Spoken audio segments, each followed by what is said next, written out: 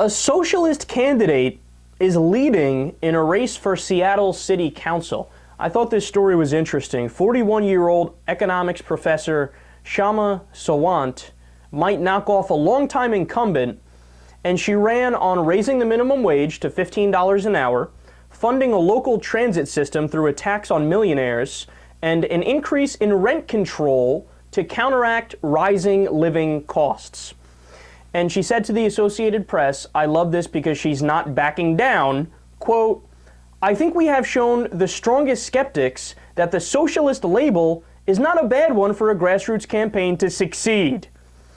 So if you listen to the mainstream media, if you turn on CNN or Fox News, they will yell and scream from the rooftops and mock you if you were to hint at the idea that maybe being in favor of socialism isn't the worst thing in the world. They would call you radical. They would not allow you back on. I mean, these things are painfully clear, unfortunately, if you look at the history of the mainstream media.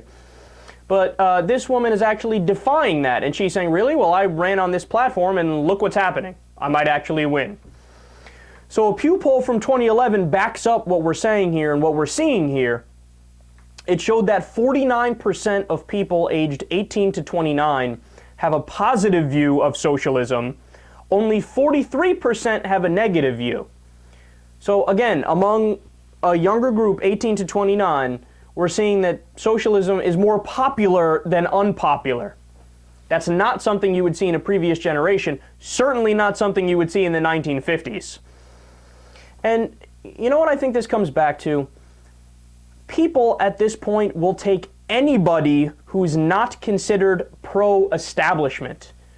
If you slap that anti-establishment label on somebody and you let them run at a local level, man, it's almost a guarantee they're going to do well.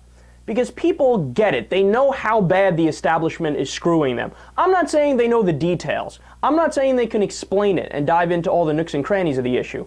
But what is true is that, of course, they feel it. They can feel it in their wallet. They can see it around them. It's painfully obvious. So when somebody steps up and actually says, I will fight for the workers a little bit, I will kind of, try to ease the burden off your shoulders, people go, yes, let's go with that all day long. And also, socialism can be defined in a couple different ways.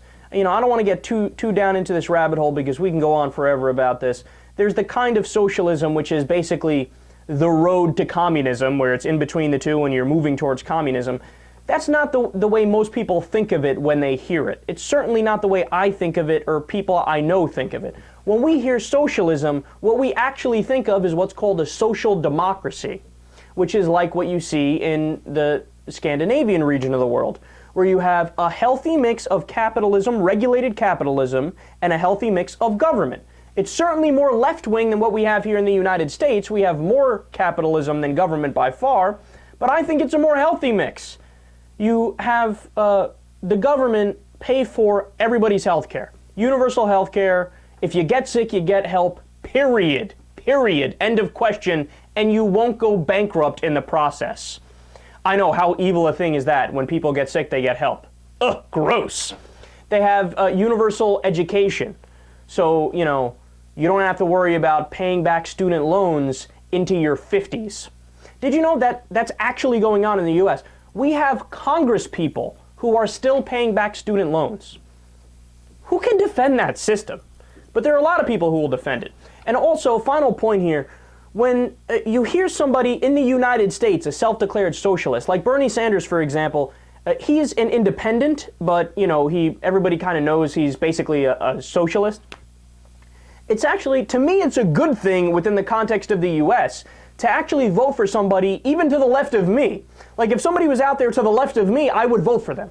Now, the reason I say that is because they're obviously not going to get everything they want, and they're not going to get some sort of, utopian anarchist state that's uber liberal. They're not going to get that. But what they will do is fight for the right things. They will fight for a minimum wage increase. They will fight for increased unionization. They will fight for universal health care. They will fight to end the wars. They will fight to combat global warming. So in a way, the furthest left candidate you could get in the U.S., since they're not going to win on every issue, those are the people you should vote for, because at least they might chip away at the massively right-wing system we already have.